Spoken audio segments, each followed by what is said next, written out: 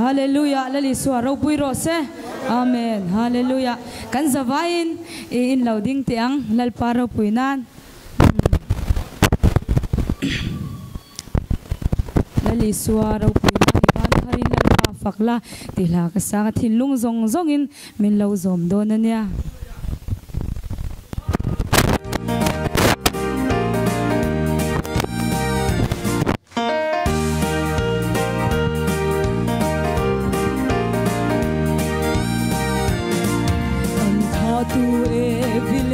Adam mabochiat na bangin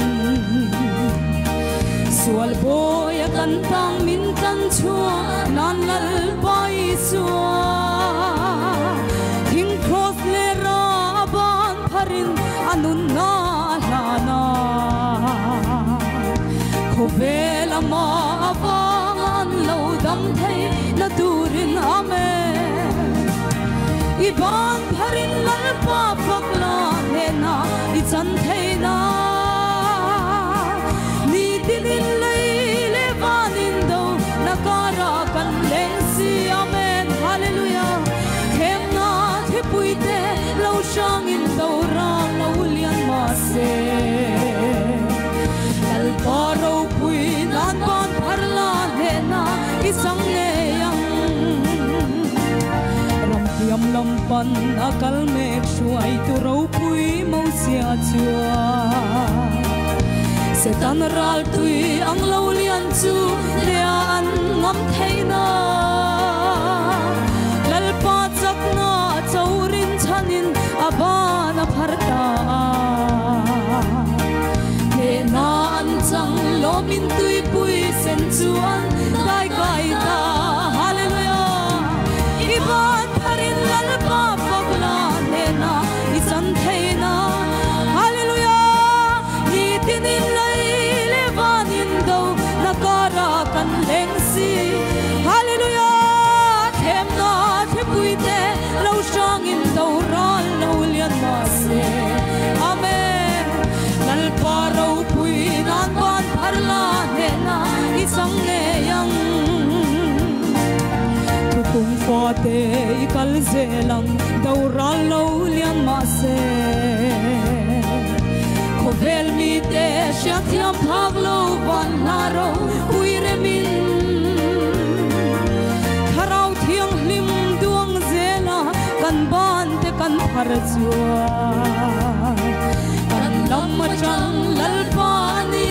le na kan sang nge yang hallelujah